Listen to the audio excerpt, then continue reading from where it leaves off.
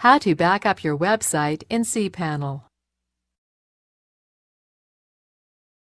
This demo assumes you've already logged into cPanel and are starting on the home screen.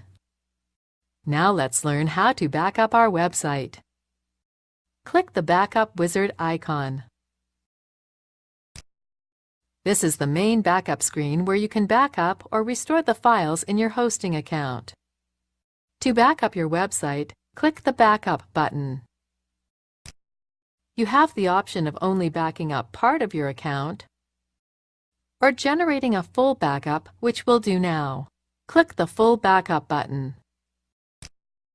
Select the destination, then click Generate Backup.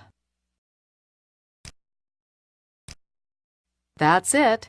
We've just created a full backup to the home directory.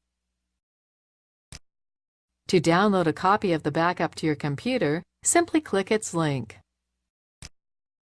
That's all there is to it. Restoring files is just as easy. Click the Backup Wizard icon again.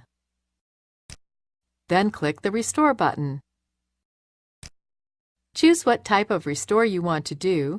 In this case, let's restore the home directory. Locate the home directory backup,